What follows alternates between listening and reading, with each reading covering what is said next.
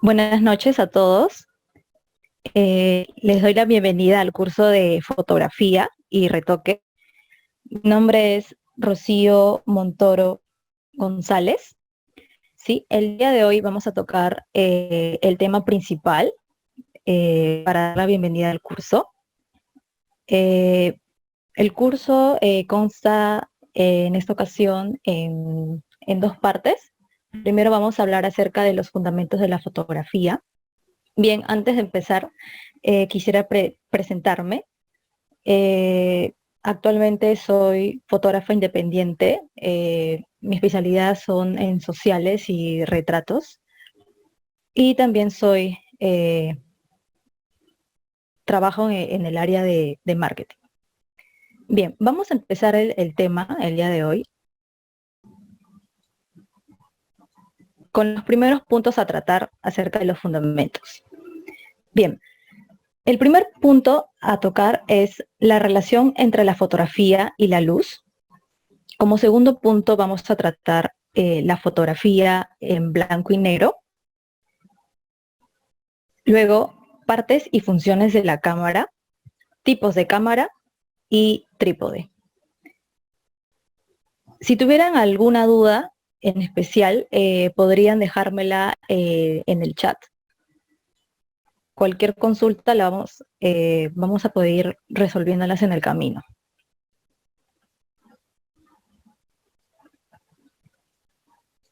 Bien, existe una relación entre la cámara y la luz. Partiendo de este punto, si nosotros separamos las dos palabras entre foto y grafía, tenemos luz y dibujo. Eso quiere decir que al momento de hacer fotos estamos dibujando con luz, ¿de acuerdo? Entonces es una parte muy importante porque desde ahí parte todo, en realidad.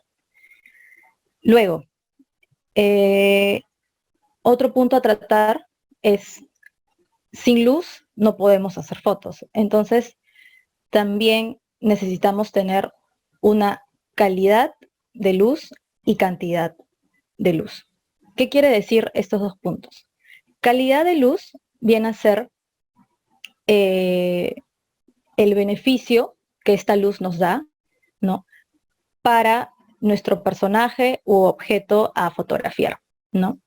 En este caso, a la mano derecha tenemos una fotografía de un retrato, ¿no? De una persona. En este caso, está tomada con una luz artificial, ¿no? En este caso, Flashes Studio. Y en este caso, bueno, hemos querido resaltar los rasgos, en este caso, eh, de la piel, que se vean que resalten las arrugas, en este caso las expresiones de la piel, ¿no? Podría tratarse de una portada de revista, podría tratarse de una escena para una película, ¿no? Si lo quieren ver de esa forma también. Entonces, de acuerdo a la calidad de luz que tengamos, vamos a poder obtener beneficios, resaltar brillos, ¿no? En este caso también estamos resaltando, tenemos puntos en específico donde tenemos una calidad de luz en especial, ¿no? Y bueno, la cantidad es qué tanta luz tiene nuestra foto, ¿no? O que vamos a utilizar, poca o mucha luz. Y en este caso, pues si es una luz dura o una luz suave. Aquí pues claramente hemos usado una luz dura porque estamos resaltando, como ya lo dije, puntos en específico. Si fuera, digamos, una fotografía en otro contexto de una modelo, ¿no? Para un catálogo de maquillaje, necesitaríamos suavizar la piel. Entonces, para eso, de repente podríamos utilizar otros accesorios que hagan que nuestra luz se haga mucho, mucho más suave. ¿Sí?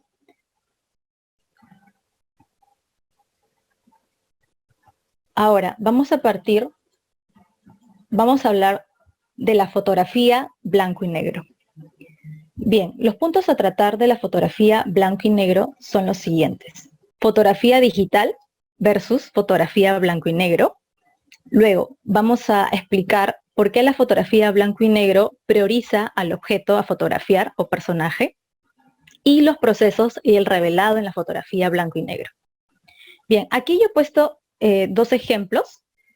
El primero es básicamente de una fotografía donde tienen tonos donde hay mucho contraste y también tonos donde hay grises, ¿no?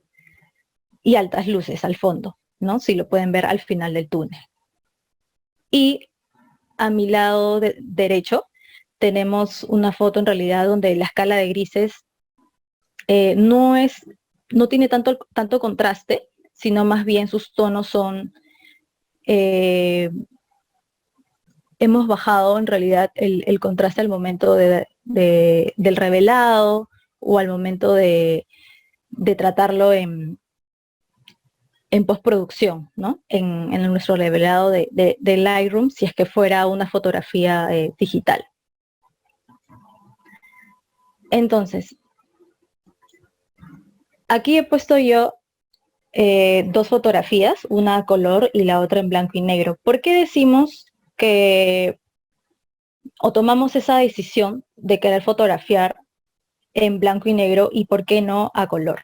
Bueno, propiamente porque el color distrae, ¿sí? Nos dejamos llevar por los tonos que esta tiene, ¿no? En este caso tenemos un sunset, flores, cielo arriba, muy, muy impactante, ¿no? Y al otro lado, en realidad, opaca bastante esto, el color no existe, y nos dejamos llevar ya no en lo que mencioné anteriormente, sino en los detalles, en las cosas que en este caso resaltan en nuestra imagen. Tenemos árboles y también tenemos todo el paisaje en general, ¿no? Entonces, propiamente dicho esto, es de que el color es un elemento distractor. Y también la fotografía blanco y negro, como ustedes saben, en tiempos pasados no había lo que es digital, no existía. También era mucho más caro adquirir rollos. Actualmente no lo usan mucho, salvo por un tema de gustos o algún trabajo en especial propiamente. Entonces, básicamente serían esas dos diferencias que podemos tener en la fotografía color y blanco y negro. Cuando nosotros ya empezamos a fotografiar con un rollo de 36 tomas, no con nuestra cámara analógica, obviamente una vez tomada ya no podemos saber qué tal quedó nuestra imagen hasta que nosotros revelemos nuestra foto y pasemos al tema de ampliación, ¿no? En el laboratorio, con nuestros químicos. Entonces, desde ese punto de partida ya tenemos claro que hay gran diferencia, ¿no? Entre la fotografía color y digital y la de blanco y negro.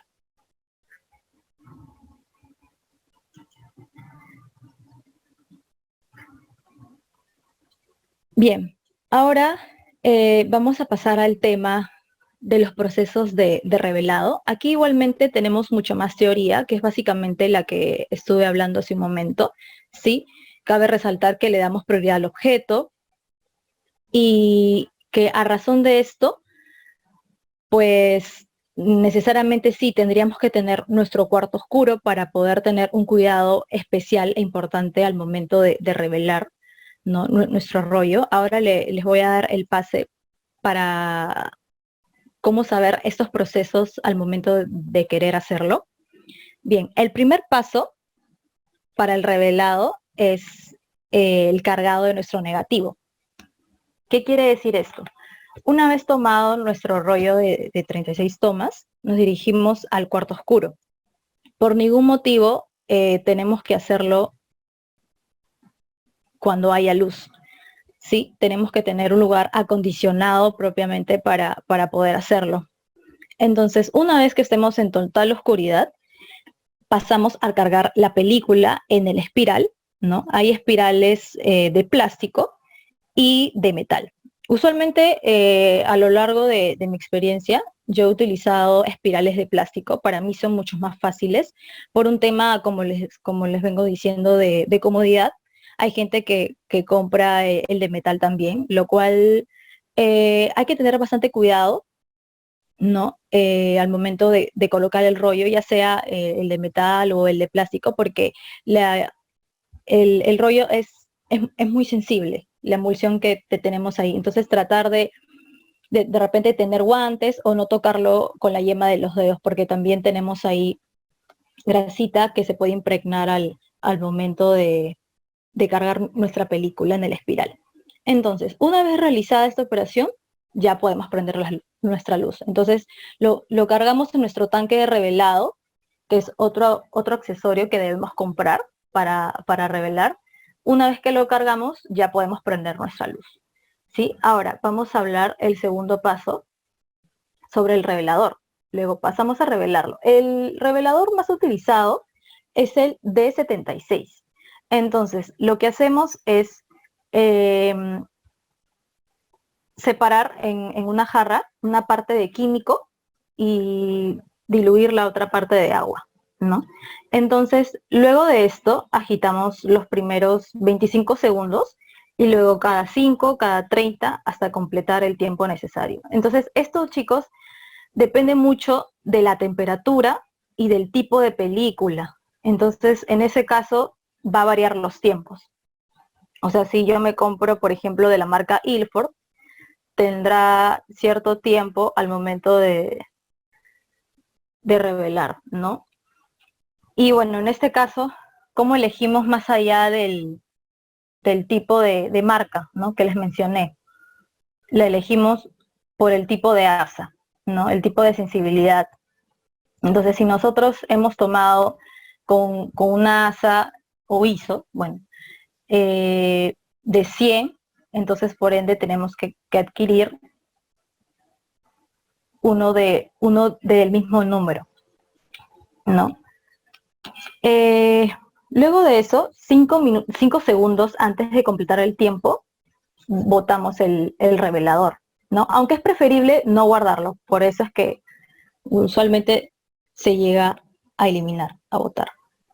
Luego, como segundo paso, tenemos el baño de paro. Entonces, por 1 litro de agua, se le añade un chorro de ácido acético, ¿no? Y luego comenzamos a agitar constantemente durante 30 segundos. Y luego 1 litro de baño de paro, que esto, o sea, 1 litro de baño equivale para un uso de 10 rollos, ¿no? En este caso, si usaríamos 10 rollos. Se lo pongo como ejemplo. Pasado el paño de paro, pasamos al fijador, ¿no? Se utiliza fijador puro. En este caso no se debe de diluir con agua, con ninguna otra cosa, ¿no? Entonces agitamos constantemente de 5 a 10 minutos, dependiendo del uso. Luego, otra parte muy importante es el lavado. ¿Qué pasa si nosotros no lavamos bien nuestro rollo? Pueden quedar restos y luego un mal lavado en realidad al momento de tener estos restos podría malograr al momento de tener ciertos químicos en la película todavía, ¿sí? Podría llegarse inclusive a manchar, tener ahí pequeñas secuelas, ¿no? Y esto se debe a un mal lavado. Pasado el tiempo de lavado, se pasa al humectante, ¿no? Una tapa de humectante, más o menos utilizarlo por 1 litro de agua, ¿no? Entonces, 1 litro de Photoglow, que Photoglow es la marca, sirve más o menos también para 10 rollos. Entonces, si utilizamos pocos rollos, ya no utilizaríamos un solo litro. Y esta agitación del humectante es constante, ¿no? El humectante es básicamente como un shampoo que se le da para que no quede totalmente seco. Luego, chicos, pasado de esto, de hablar de la fotografía blanco y negro, vamos a pasar a nuestro tema central de la cámara digital. Bien, nuestra cámara digital tiene varios modos. En este caso, vamos a aprender el modo manual. También existe el modo semimanual y automático.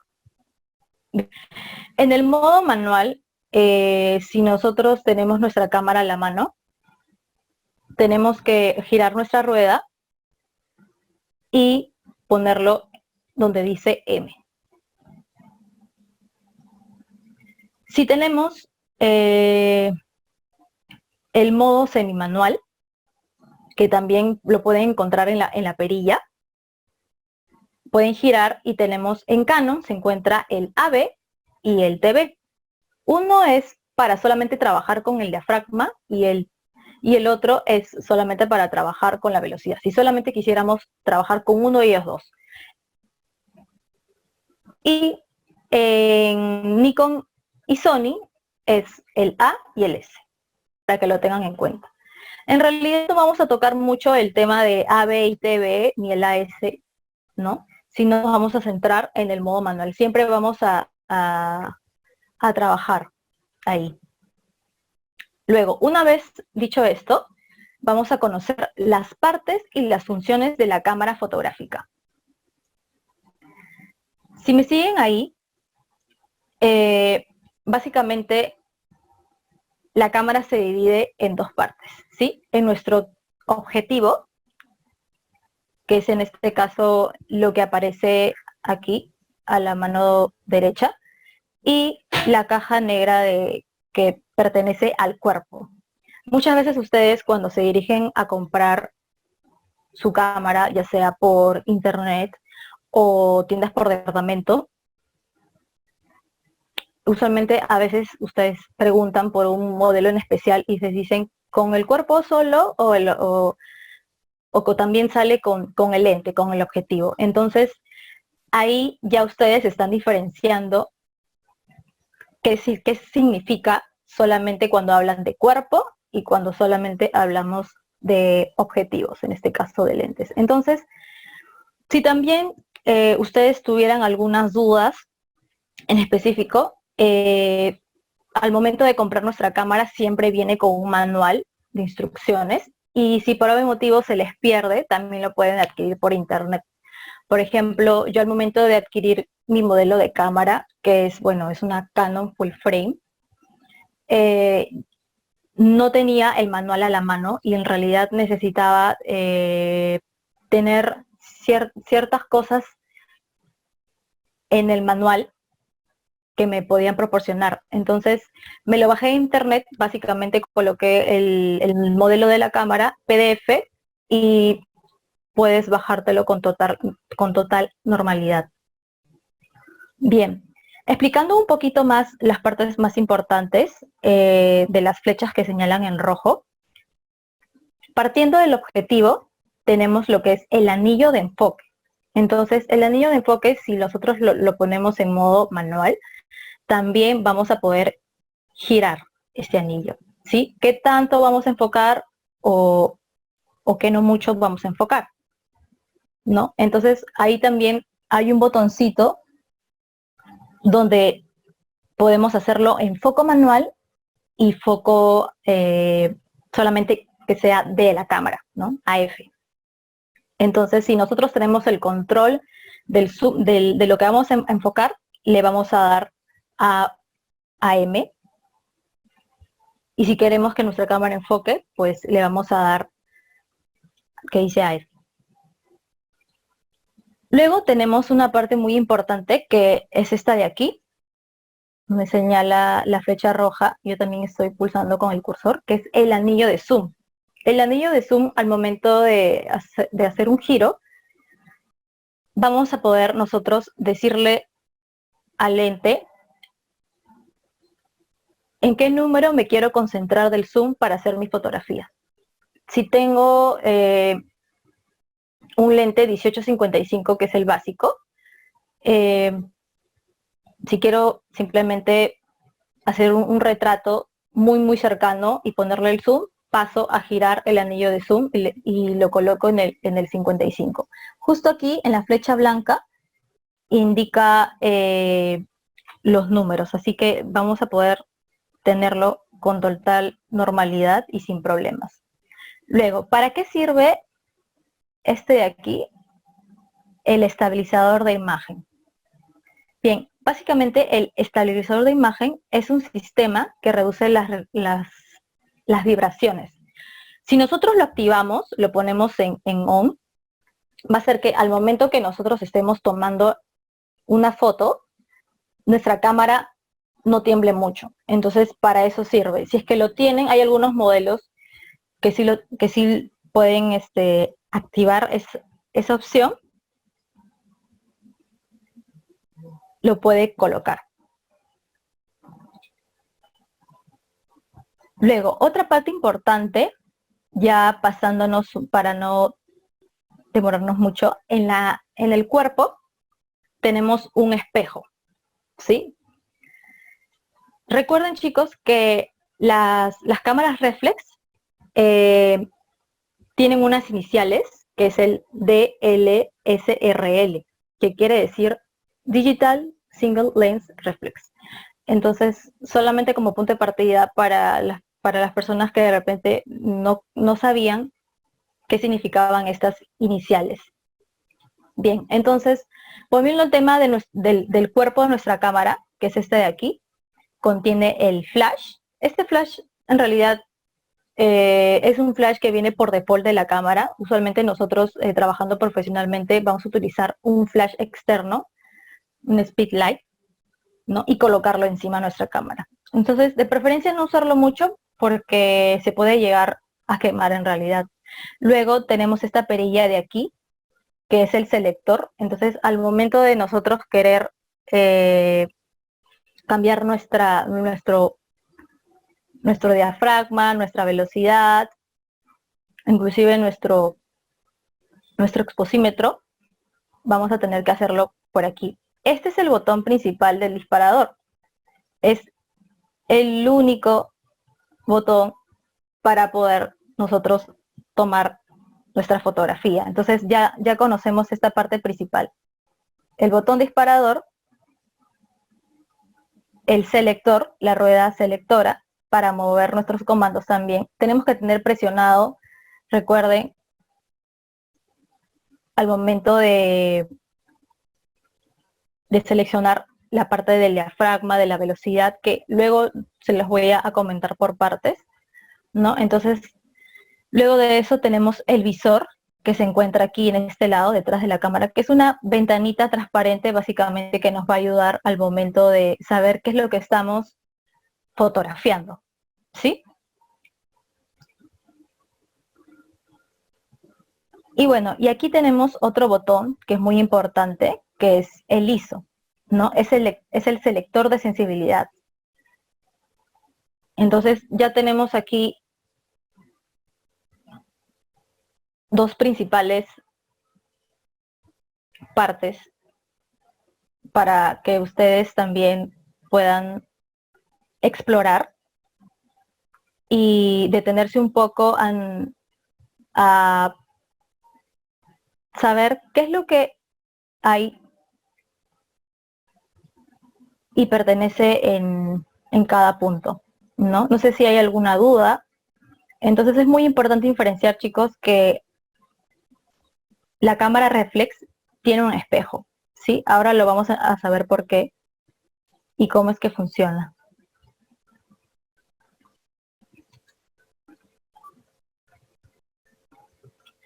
Luego, pasamos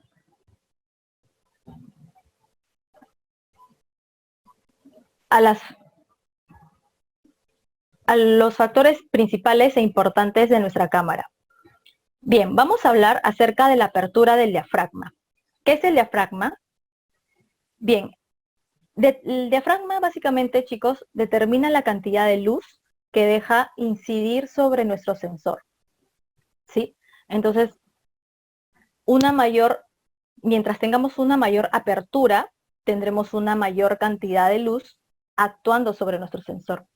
Ahora yo más adelante les voy a comentar en qué momento nosotros dejamos entrar más luz al momento de seleccionar nuestro diafragma y en qué momento o qué número dejamos entrar menos luz a nuestro sensor, ¿sí?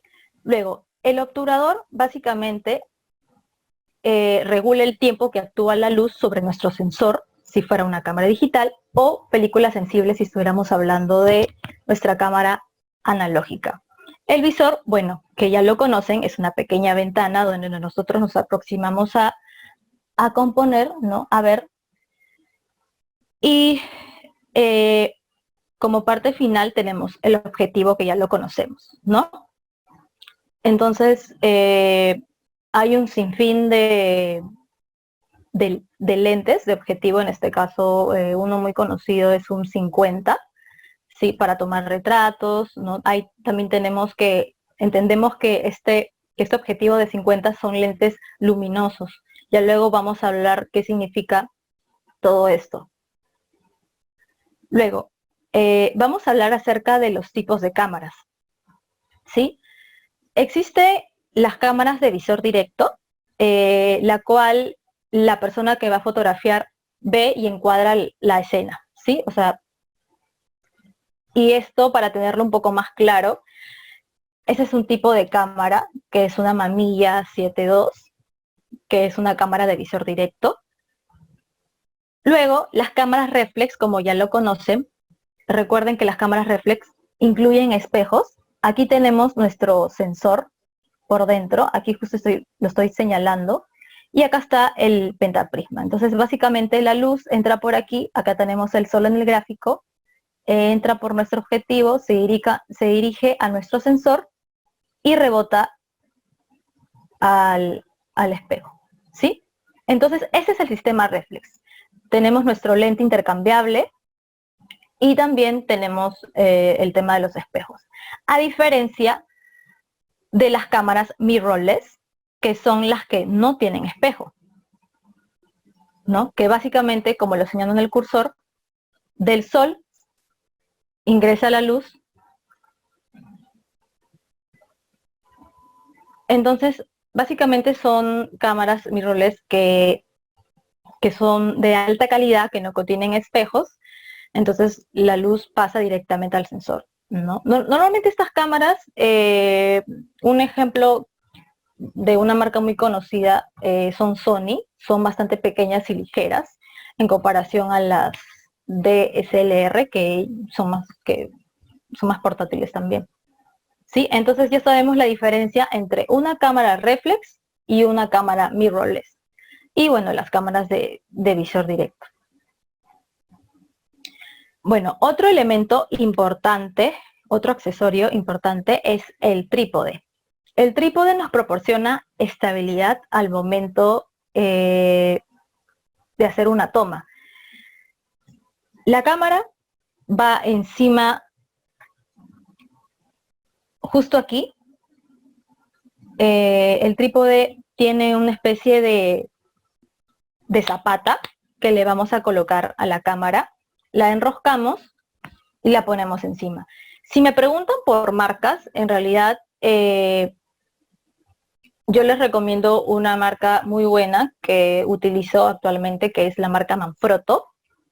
Son de aluminio, yo les recomiendo comprar de aluminio porque a veces las de plástico, un mal uso o una mala caída en realidad se rompe y ya no puede de repente llegar a servir. Así que yo les recomiendo de igual forma eso, y por otro lado adquirir un trípode bastante pesado, porque si nosotros tenemos un trípode ligero, si algún día queremos ir a la playa o de repente al malecón y hay un viento fuerte, se va a ir con todo en nuestra cámara. Entonces, lo importante es de que el trípode nos brinde estabilidad, ¿sí?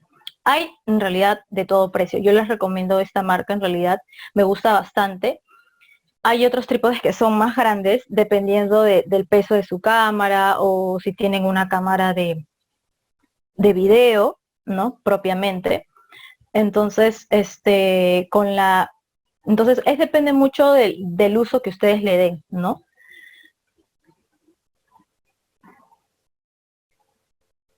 Y bueno, al momento de adquirir el trípode, en realidad, tengan bastante cuidado al momento de desarmarlo y armarlo. Tienen ahí como unos ganchitos en la parte inferior, estas de aquí, y con esto vamos a poder regular hasta dónde queremos que nuestro trípode tenga alcance, ¿verdad? O sea, digamos si es que queremos una vista desde lo alto, entonces pasamos a abrir estas pestañas de aquí, todas estas de acá, y siempre que formen un ángulo recto. Nunca que una pata esté más larga que la otra. ¿Sí? Eso también es un punto importante a considerar.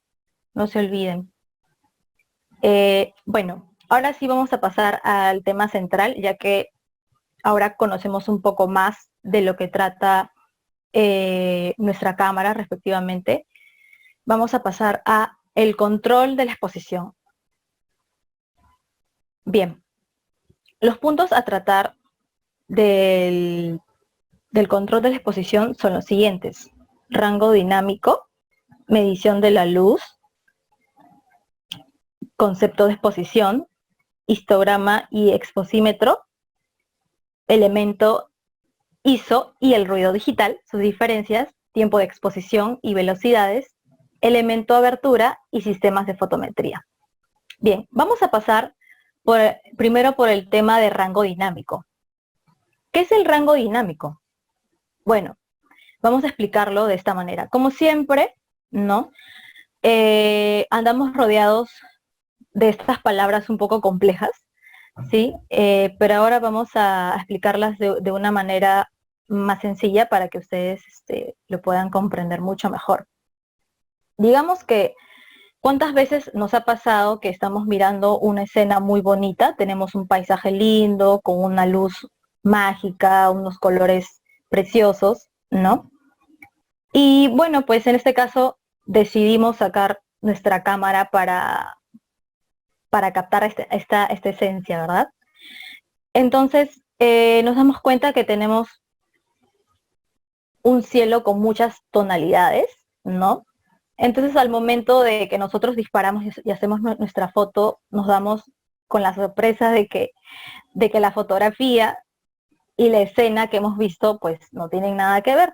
¿Por qué? Porque digamos que el cielo sale quemado, o sea que no tiene tonos, o de repente que la tierra está muy oscura, que no tiene detalle, que no tiene texturas. Entonces digamos que no tiene nada que ver con la escena que nosotros estábamos pensando que teníamos ante nuestros ojos, ¿cierto? Entonces, ¿verdad que nos ha pasado muchas veces? Bien, eso se debe a dos principales factores en el rango dinámico. En primer lugar, porque nuestro ojo, como ya sabemos, es infinitamente mejor que una cámara. Eso como primer punto de partida. Por muy profesional que la cámara pueda llegar a ser en captar el detalle en las luces y las sombras. Bueno, ya que tiene la capacidad básicamente de adaptar nuestra pupila a los diferentes niveles de brillo que en este caso puede tener nuestra foto. Y bueno, como segundo lugar, porque también la escena, aunque como somos capaces, digamos, de procesarla completamente, a simple vista quizás no nos ha parecido, digamos que tiene demasiada diferencia entre las luces y las sombras, como para que la cámara pueda procesar de manera correcta. Entonces ahí tenemos el ejemplo del rango dinámico, es decir, que tiene más rango dinámico del que nuestra cámara puede captar. Entonces, ya que puse este ejemplo en una sola línea, el rango dinámico es la capacidad de captar el detalle en las luces y en las sombras dentro de una misma imagen. Entonces, en este caso tenemos un paisaje, ¿no? Que lo hemos tomado en blanco y negro, ¿no? Entonces, nuestro objetivo principal es conseguir negros y blancos casi puros con la gran cantidad de valores intermedios. Porque sí, ciertamente acá tenemos pues mucha sombra, pero también tenemos detalle en el personaje, ¿no? Un poco en realidad, no mucho. Donde más tenemos detalle en realidad es en el mar, ¿no? Podemos apreciar a ver las gotas de agua, ¿no? Pero ¿qué pasa si no tenemos esta capacidad de captar tanto detalle en las luces y en las sombras, ¿no? Como bien lo menciona en el rango dinámico. pues les comento que existen técnicas para aumentar nuestro rango dinámico, que son los filtros, que es el bracketing, el famoso bracketing o braqueteo, como bien lo conocen muchos, y trabajar nuestros archivos en modo RAW. Entonces, ahora les paso a explicar qué significan esas tres técnicas. Bien, entonces vamos a explicar qué es un filtro degradado neutro. Bien, chicos, un filtro degradado neutro está tintado, para que lo entiendan, ¿sí? En una parte con el fin de reducir la entrada de la luz, ¿no? Si bien es cierto aquí la persona está simulando, ¿no?, tener el filtro degradado, entonces, por una parte, reduce la luz hacia el sensor en una mitad de la imagen, mientras que la otra parte es transparente. Entonces, esto lo tenemos que colocar, ¿no?, en nuestro objetivo. Entonces, eso va a hacer que no se modifique. Entonces, el término neutro nos señala que a partir de esa parte va a restar la luz, o sea, que no va a afectar a las otras tonalidades. Entonces, tenemos dos puntos, ¿no? Nuestro filtro degradado básicamente va a reducir la entrada de la luz hacia el sensor en una mitad y la otra mitad no va a modificarla, es decir, va a ser transparente. Entonces, digamos que les voy a colocar otro ejemplo. Imaginemos que tenemos otra vez la típica escena de un prado con un sol o de repente un sunset, un cielo azul, ¿no?, en la parte superior, ¿no? Aunque nosotros seamos capaces de procesar estas luces, lo cierto es que nuestro sensor no lo va a poder hacer, ¿no?, como a veces ha pasado. Entonces, como bien sabemos, como vamos a colocar la zona oscura de este filtro degradado en la zona del cielo y la zona transparente en la parte más oscura. Entonces, ¿con eso qué conseguimos? Vamos a poder compensar la exposición de nuestra escena para así pues tener una imagen correctamente expuesta, ¿no?, en ambas zonas. Entonces, básicamente, para eso nos serviría un filtro degradado, pues para compensar la exposición y por ende vamos a aumentar el rango dinámico, ¿no?, que básicamente ya sabemos qué es, ¿no? Es captar el detalle en las luces y las sombras. Bien, otra técnica que les había comentado, que ahora me voy a explayar un poco más, es el bracketing. Bien, el bracketing básicamente es una técnica que consiste en tomar básicamente tres veces la misma escena, pero con diferentes exposiciones, ¿sí? De repente a una le vamos a dar más luz, a otra le vamos a dar menos exposición o menos luz, y a una pues le vamos a hacer un valor intermedio, a colocar un valor intermedio en nuestro exposímetro. Luego voy a pasar a explicar en qué parte de nuestra cámara se encuentra el exposímetro para poder hacer esa técnica. Entonces, el hecho de que nosotros usemos esta técnica del bracketing, pues vamos a ver y vamos a descubrir, vamos a experimentar si nuestra imagen necesita más luz o menos luz, ¿no? Por ejemplo, acá dice más 2A, acá le colocaron un valor intermedio y acá subexpusieron 2 pasos, menos 2, ¿no? Entonces ahí me voy a dar cuenta que sí, mi imagen necesita más luz o necesita menos luz. Con eso lo consigo en el bracketing. Recuerden, chicos, que como ya les había explicado, en la parte de aquí, en esta rueda, vamos a poder hacer esos cambios del bracketing para el fotómetro, ¿sí?, para girar nuestros intervalos, nuestros números. Luego, vamos a tocar el tema de las diferencias entre una fotografía RAW y, bueno, cuando nosotros tomamos en JPG. Bien, ¿qué es en trabajar en RAW? Para obtener, como les digo, es una técnica para obtener mayor rango dinámico. Bien, con nuestro archivo en crudo, o bien conocido como RAW, es la cantidad de información que vamos a tener sobre nuestras luces y sombras, ¿no? Entonces, ¿qué pasa con esto? Si nosotros tomamos en un archivo en RAW, vamos a poder recuperar en postproducción nuestras luces y sombras, ¿no? A mayor detalle. Entonces, desde ahí vamos a poder partir y vamos a poder trabajar con un buen archivo, ¿no? Entonces vamos a empezar a trabajar con los ajustes básicos, como las sombras, como las luces, como los negros, como los blancos, ¿no? Incluso el contraste.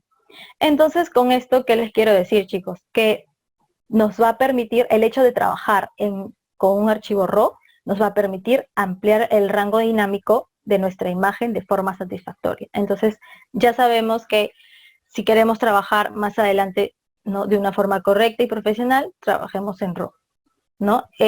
Básicamente, nada, se instalan Lightroom en una versión más actualizada. Si me preguntan,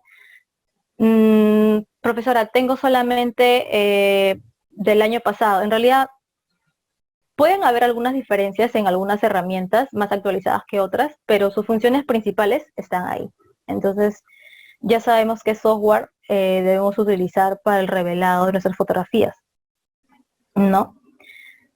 Luego quiero hablar un poco, así de manera rápida, qué significa el hecho de tener el versus de la máquina versus nuestro ojo, ¿no? El humano. O sea, bueno, nosotros, como bien el ejemplo que di en el rango dinámico, nuestro ojo es capaz de detectar infinitas tonalidades que nunca se van a asemejar al cristal de un lente, ¿no? Entonces, eso propiamente para tenerlo en cuenta. Y sí, o sea, bueno, existen infinidades de lentes que sí nos pueden propiciar mayor calidad. Inclusive el filtro que utilicemos para que de repente nuestro lente no tenga rupturas, se les aconseja a veces que no lo usen si ya tienen mucha experiencia, porque a veces tales filtros le quitan calidad a nuestro lente.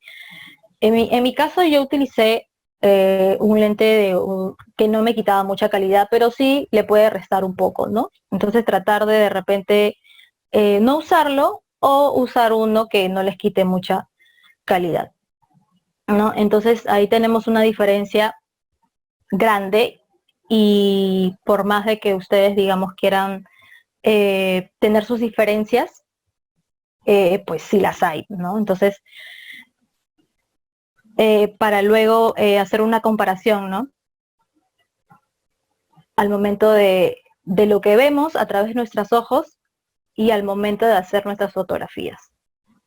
Y otro consejo importante que les doy es de que siempre traten de entrenar su ojo. Traten de mirar buenas fotografías, revistas, analicen la composición que tienen frente a ustedes, ¿no?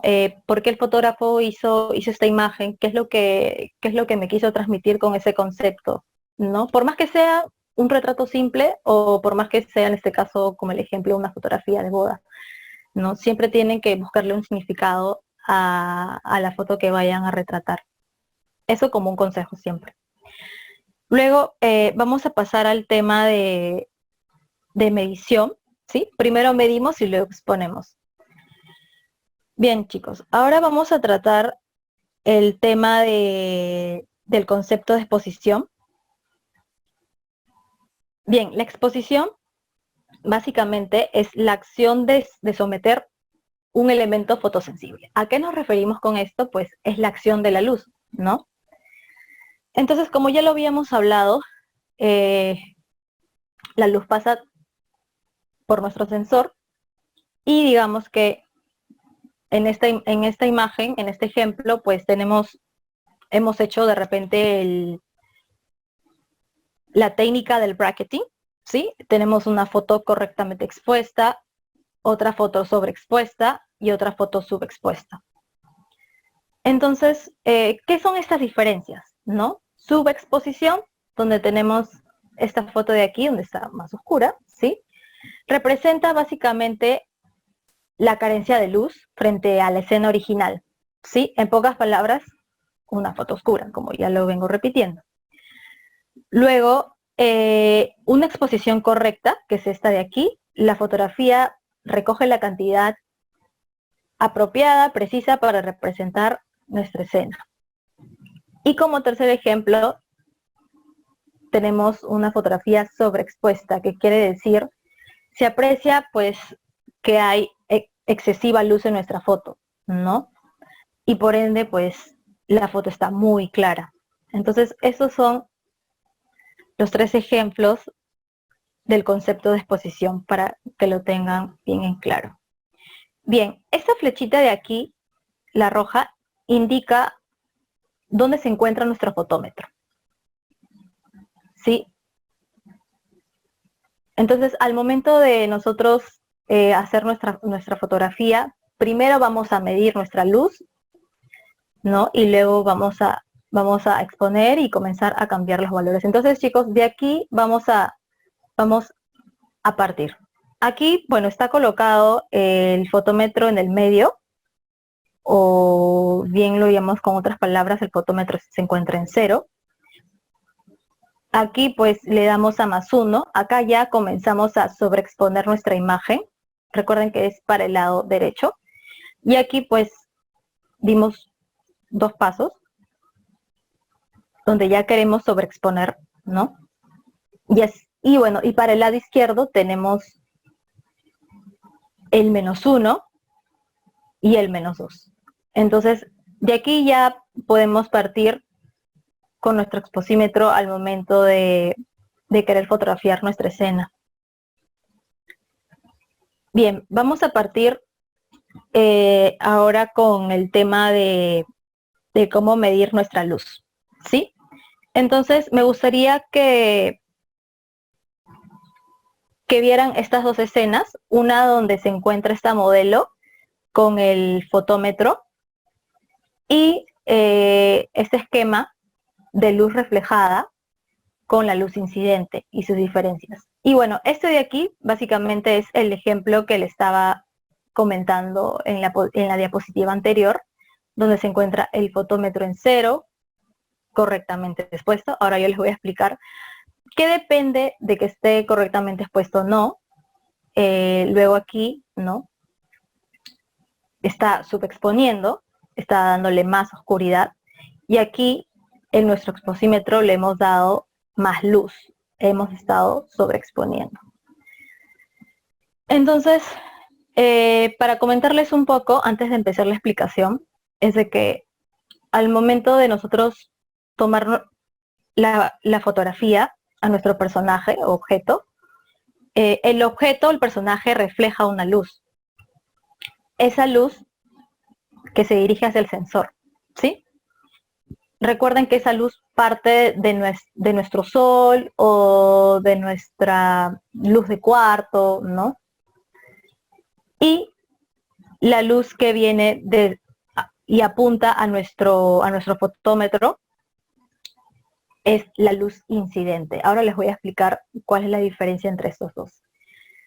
Bien, entonces como les venía diciendo, les voy a explicar las 2 formas de la medición en la fotografía.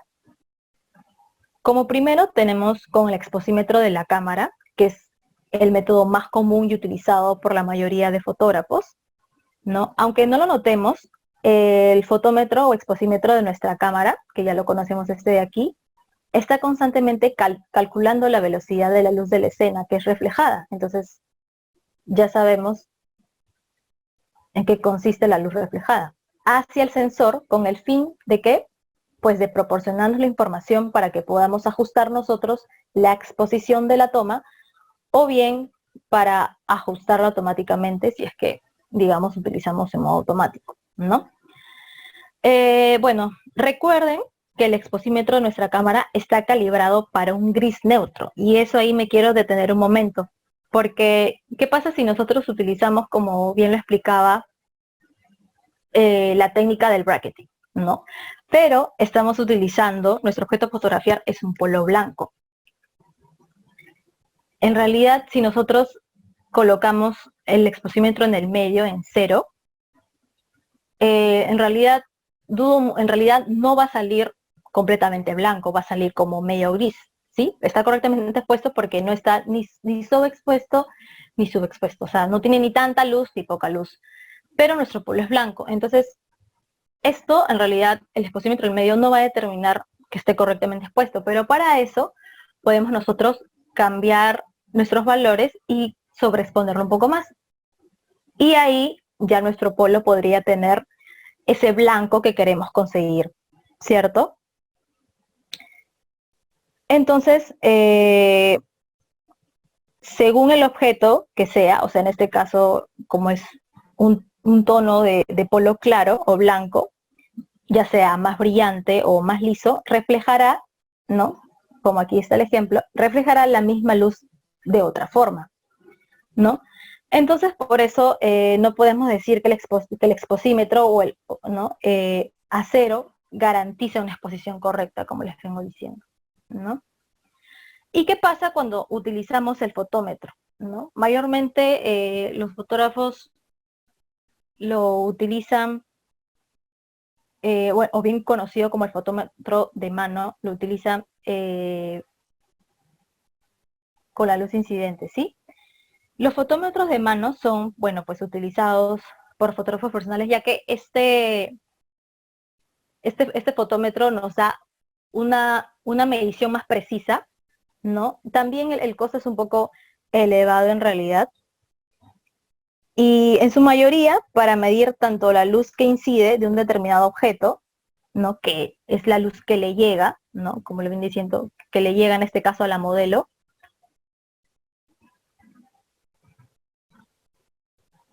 como así también la que éste refleja hacia la cámara, ¿no? Entonces, estas son las principales diferencias cuando nosotros comenzamos a medir nuestra luz. Entonces, trabajar con ellos supone un mayor tiempo disponible para planear la escena, pues, ¿no? Porque acá la modelo se para, tenemos el fotómetro, entonces, de acuerdo a eso, medimos las luces de toda nuestra escena y vamos a promediar las mediciones más claras y más oscuras para obtener una exposición correcta, ¿no? En ambas luces o sombras.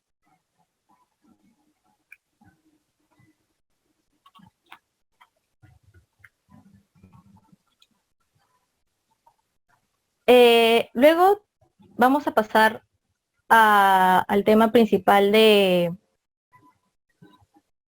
triángulo de la exposición, que básicamente es la sensibilidad del ISO, la apertura y la velocidad. Entonces, ¿qué quiere decir esto? Nuestra exposición va a girar en estos tres ámbitos. La sensibilidad del ISO determina la cantidad de luz que debe captar el sensor. Entonces, cuanto mayor sea el valor, menos luz captará, y cuanto más alto sea el valor de nuestro ISO, más luz. En este caso, nuestra cámara nos permite tener un ISO bajo, desde lo bajo hasta lo alto. Tenemos ISO bajo 100, 200, 400 y así sucesivamente. Entonces, digamos que en la fotografía analógica, para cambiar la sensibilidad, pues no lo podemos hacer como en digital, ¿cierto? Entonces tendríamos que nosotros cambiar de película, pero en las cámaras digitales, pues simplemente ajustamos, como ya les vengo comentando, y podemos cambiar nuestra sensibilidad. Bien, y lo que corresponde a la apertura, el diafragma tiene que ver con esto. Es un dispositivo que se encuentra dentro del objetivo de nuestra cámara y que permite controlar básicamente la cantidad de luz que va a ingresar a nuestro sensor. Entonces, junto con la velocidad, con este otro punto de aquí, con la velocidad de obturación, y al mismo tiempo vamos a regular la profundidad de campo. ¿Qué quiere decir la profundidad de campo? Quiere decir qué es lo que va a estar en foco, o sea, qué es lo que va a estar enfocado y qué no va a estar enfocado. Entonces, con eso lo vamos a determinar con nuestro diafragma también. Bien, ahora, ¿cómo medimos la exposición? Bueno, ya sabemos que tenemos el exposímetro, que es durante la toma, que es este de aquí. Este básicamente es un formato como se ve en una cámara Nikon. Y otra parte importante es nuestro histograma, que lo podemos ver después de la toma, o también hay una opción en menú que vemos cómo se ha tomado nuestra foto y qué detalles de tonalidades tenemos. Aquí tenemos un ejemplo, ¿no? Es una toma de fotografía en la que se comprueba el histograma. Ahora, les paso a explicar qué es el histograma. Bien, el histograma es un gráfico, como muestran, ¿no?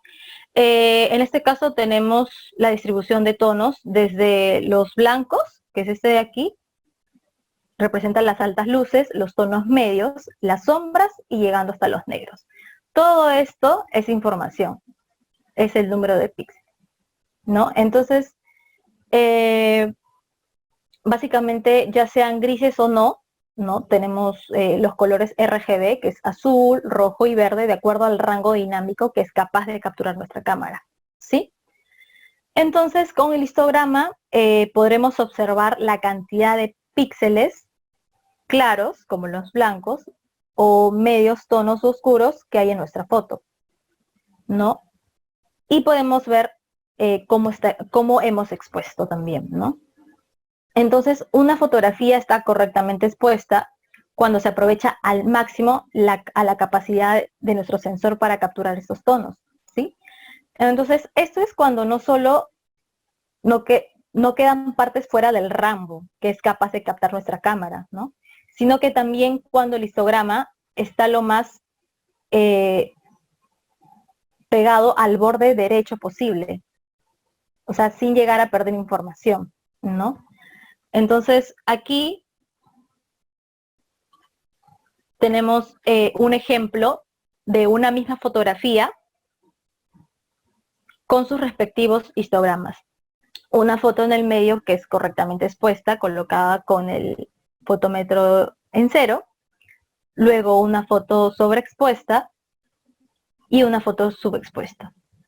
Aquí claramente en el gráfico podemos apreciar que si nuestro histograma o nuestro cerrito de información está para el lado izquierdo, tenemos una foto subexpuesta. Si está girando, si está para el lado derecho, pues está sobreexpuesta. Y si nuestro cerro de información, de histograma, se encuentra en el medio, pues tenemos una exposición normal. Entonces, más o menos para que sepan la diferencia y la información que nos proporciona el histograma es realmente rico. Entonces, al momento de nosotros estar revelando nuestras fotografías, podemos darnos cuenta qué tanta información tenemos en los diferentes espacios de nuestro histograma.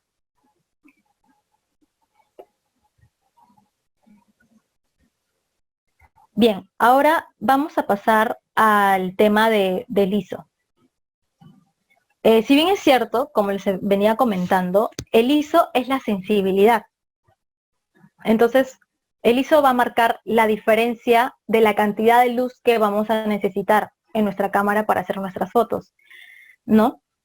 Entonces, ¿en qué momento deberíamos usar nuestro ISO? Pues aquí tenemos varias posibilidades, ¿no? Digamos, cuando no tenemos mucha luz, o sea, estamos en un lugar oscuro, digamos también cuando queramos congelar un movimiento, también podemos abrir el diafragma, y también cuando queremos cerrar el diafragma para ganar más profundidad de campo, que ya sabemos el término de profundidad de campo, ¿no?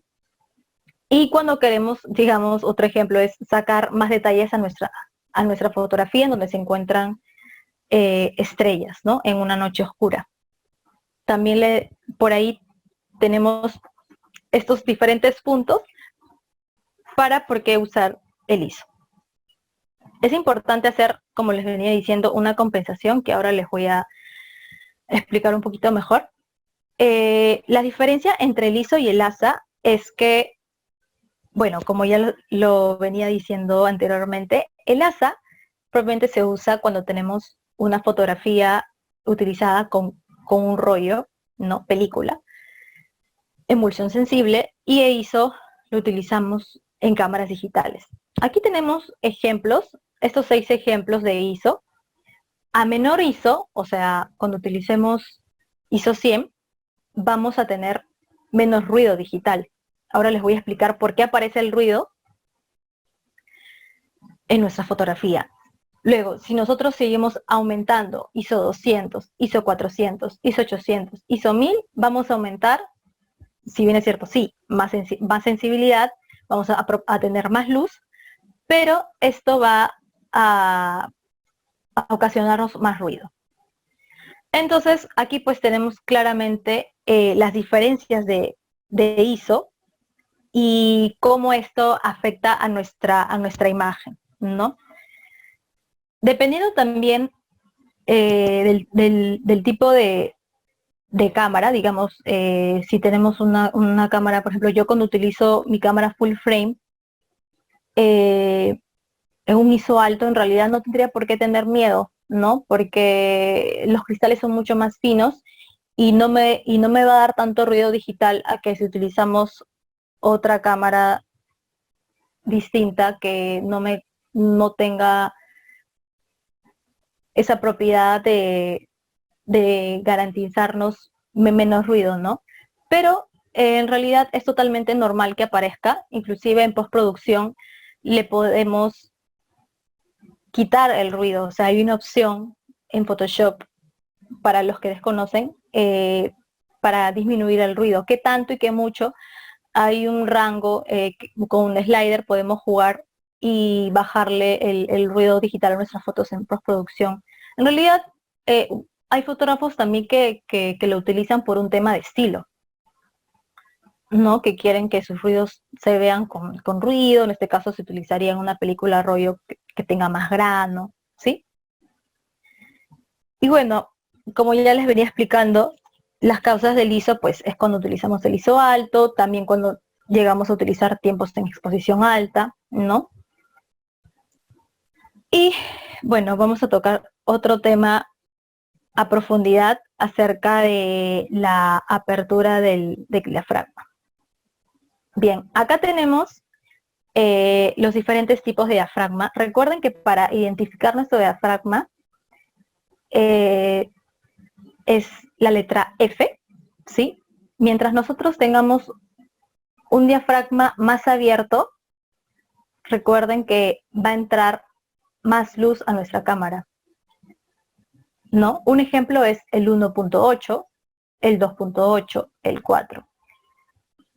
Y luego tenemos los diafragmas que son más cerrados, como el 5.6, el 8, el 11, etc.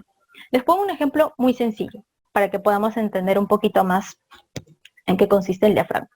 ¿Se han dado cuenta que, por ejemplo, cuando no llegan a ver muy bien de lejos, tienden un poco a cerrar los ojos, a comenzar a achicarlos?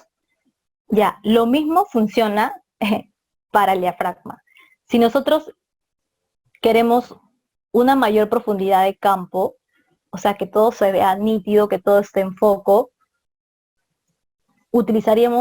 achicaríamos los ojos, ¿cierto? En este caso el diafragma, tendríamos que usar un diafragma más cerrado, o sea, utilizaríamos de repente el 8, de repente el 11.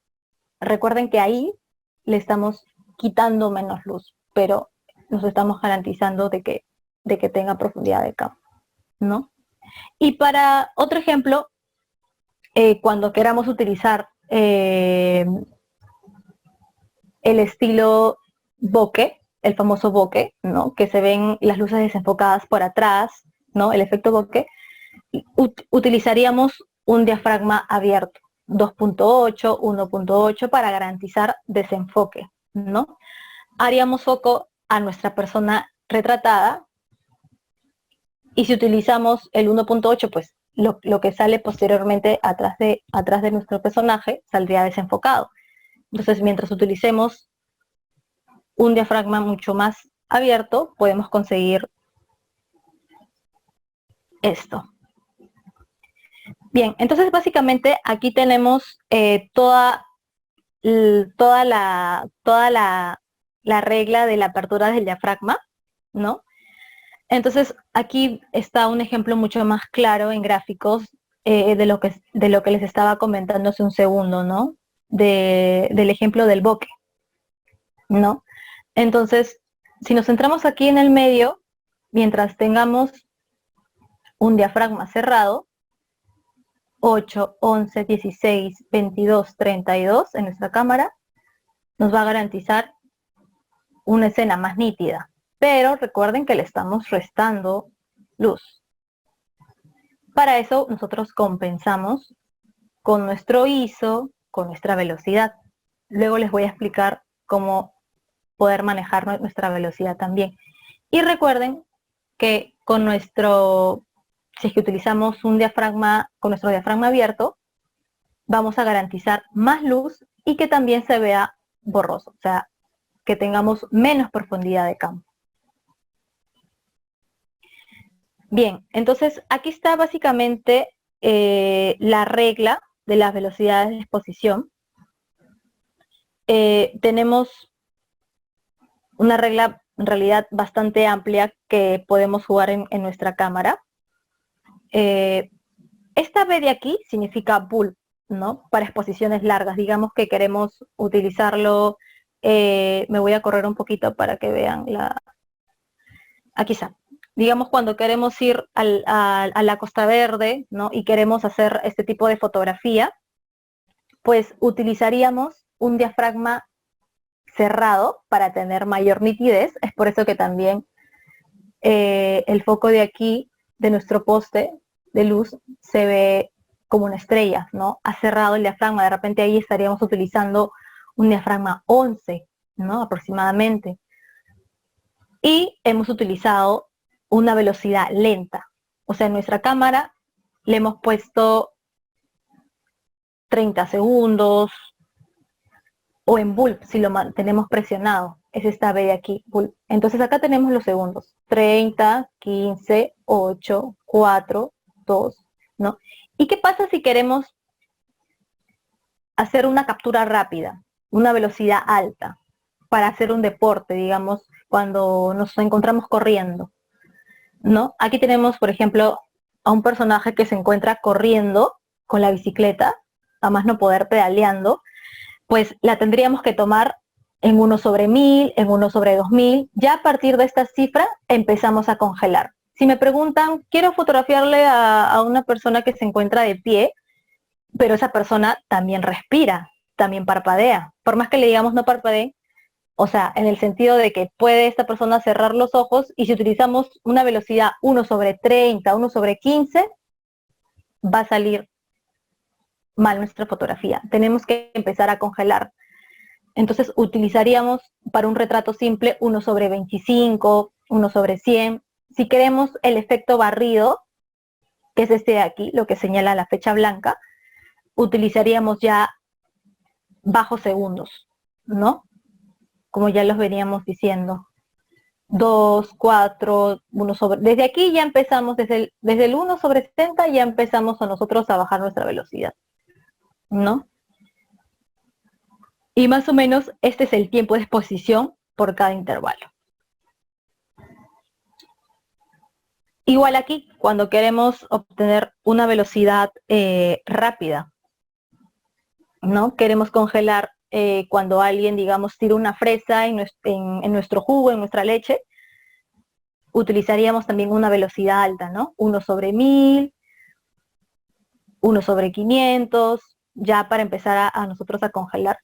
Igual estos dos tipos de ejemplos que aparecen en nuestra pantalla, lo podemos hacer ahora más tarde, ¿no? Es muy fácil. Hagan la prueba utilizando, cambien su diafragma en 5.6 con una velocidad 1/8. Vamos a tener este efecto que le dicen catarata, ¿no? Va a salir un poco borrosa nuestra agua, nuestras gotas, en comparación a si quisiéramos congelar nuestra imagen, nuestras gotitas, utilizaríamos 1/300 segundos, en adelante estamos ya empezando a congelar.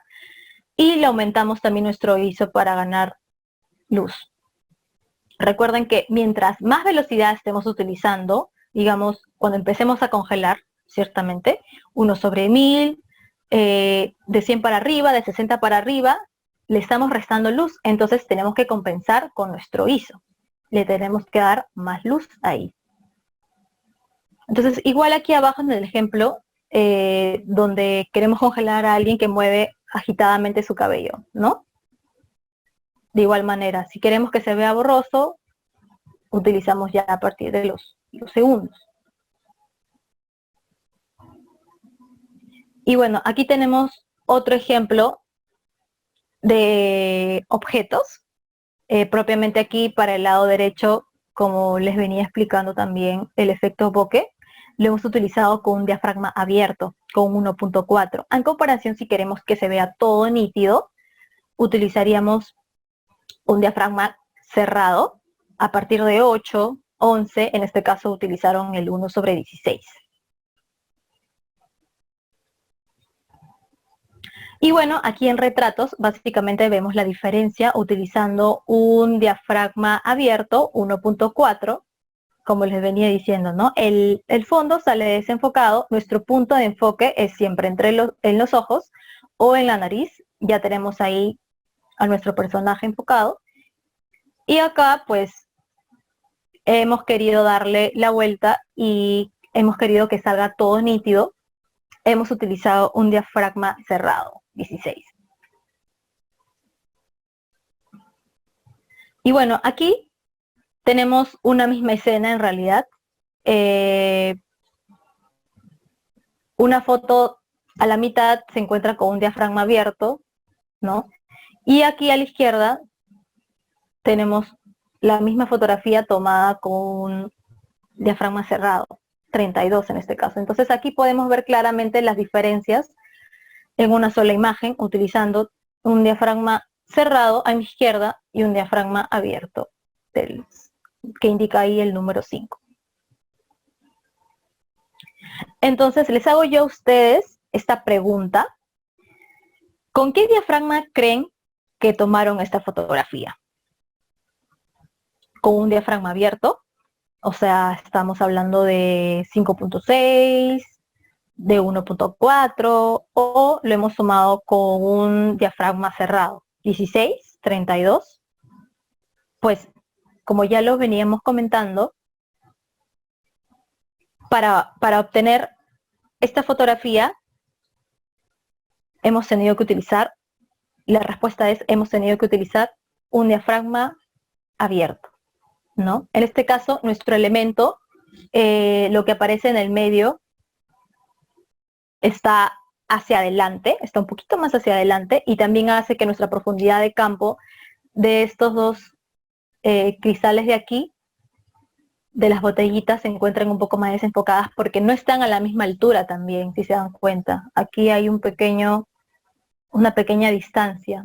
Este elemento se encuentra también más atrás. Entonces también con eso vamos a garantizar de que nuestro personaje principal le demos foco aquí, utilizando un diafragma, como les venía diciendo, abierto, para que nuestro personaje de atrás, nuestras dos botellitas salgan desenfocadas. Entonces ahí ya estamos respondiendo a la pregunta del tipo de diafragma que hemos utilizado para esta foto. Entonces, como ya sabemos, una buena exposición, un buen control de la exposición, se consigue eligiendo 3 parámetros. La apertura de diafragma, que ya sabemos cuáles son los rangos, ¿no? Para repasar, son estos de aquí. 1.8, 2.8, ¿sí? Va a determinar la profundidad de campo, haciendo un repaso, qué es lo que va a salir en foco o qué no va a salir en foco, ¿no? Y lo otro, la sensibilidad de ISO, ¿no? Que ya sabemos que puede ser el ISO 100, 200, 300. A mayor sensibilidad de ISO nos va a garantizar mayor luz también, ¿no? Ahí vamos compensando. Y la velocidad de obturación, que es para congelar.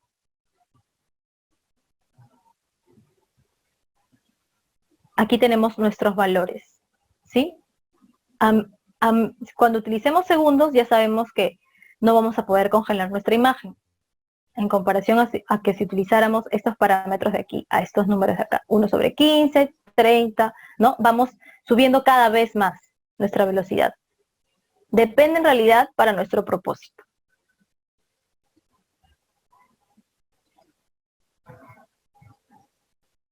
Entonces, ahora pasando para terminar la clase, vamos a tocar el tema de sistemas de fotometría.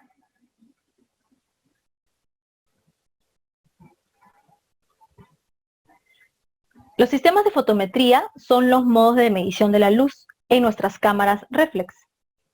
Sí, en este caso tenemos tres tipos de mediciones. Una es la evaluativa, la otra es la ponderada al centro, la otra es puntual y la otra es parcial. Entonces, utilizando los modos de medición, obligaremos a nuestra cámara a priorizar una medición correcta del encuadre. Entonces, con esto les estamos indicando qué parte va a tomar como referencia para conseguir una correcta exposición. Bien, vamos a explicar el modo de medición matricial o evaluativa.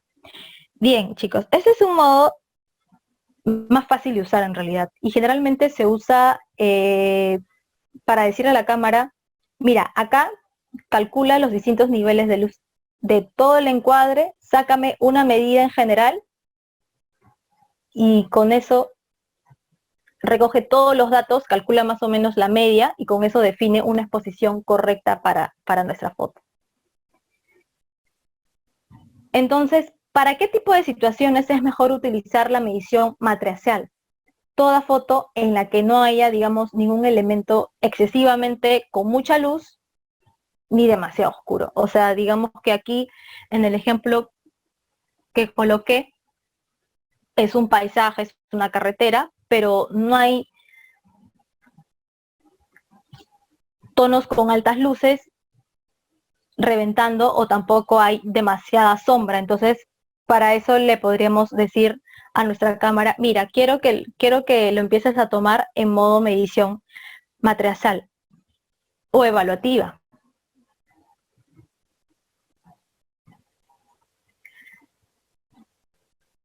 Entonces, un ejemplo sería cualquier foto en la que nos interese equilibrar la luz en las zonas oscuras, ¿no? Y también en las zonas claras. Entonces sería ideal para nosotros usar este tipo de medición. Entonces, donde tengamos más que nada la iluminación homogénea, ¿no? En este caso, donde haya poco contraste o contraste medio. Ahora, pasamos a explicar la modo de medición ponderada al centro. Bien, la medición ponderada al centro es casi similar a la medición puntual, excepto por el hecho de que toma como referencia el punto indicado. O sea, digamos que aquí, en el ejemplo, si me siguen en el cursor, le he dicho, ¿sabes qué? Necesito que le des prioridad a mi personaje, al bebé en este caso, ¿no? Entonces, le da mucha importancia a ese cálculo que va a tener. Pero, obviamente, también tiene en cuenta la zona que está alrededor del personaje a fotografiar. Eso sí, dándole una importancia menor, ¿no? Porque nosotros le hemos dicho que se enfoque a nuestro retratado. Entonces, básicamente, este es un ejemplo, ¿no? Mide la luz priorizando la parte central de la escena, que es más o menos un 70-75%, ¿no? Dejando lo demás a las esquinas. Entonces, nuestra exposición va a girar en torno a lo que nosotros le digamos a nuestra cámara. En este caso, le hemos dicho que lo ponga en medición ponderada al centro. Y eso, chicos, si me dicen en qué parte lo podemos encontrar, hay una parte específica de la cámara en menú.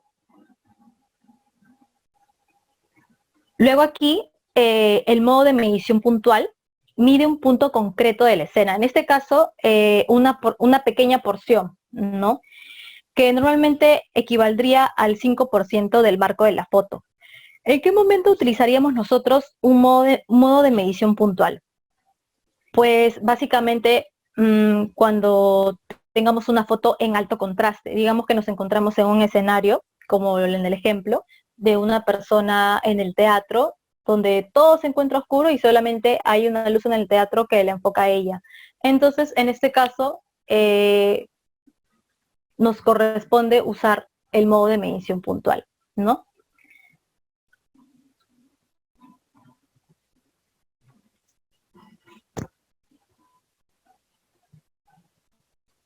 Y bueno, para terminar, tenemos el modo de medición parcial, que es también similar a la puntual, solamente que en este caso le da lugar abarcando el 5% del marco de la imagen, ¿no? En este caso es ideal, pues, para usarlo para, digamos, donde se encuentra, digamos, nuestro personaje de adelante de mucha luz. Entonces se va a centrar no de lo que tengamos atrás, sino de la parte de nuestro personaje principal, ¿no? Entonces es ideal para fotografiar nuestro objeto delante de fondos iluminados, ¿sí? Como lo vengo comentando.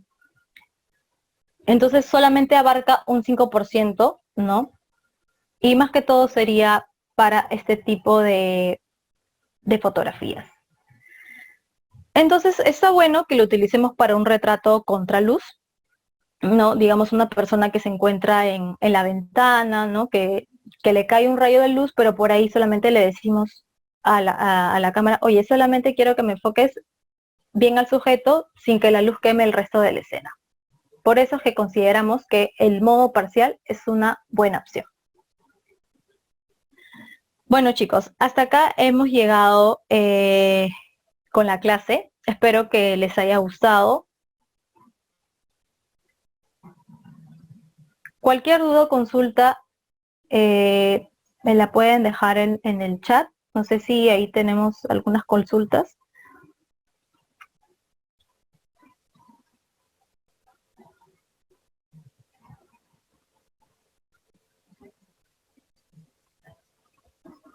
Muchas gracias a todos por asistir a la conferencia del día de hoy.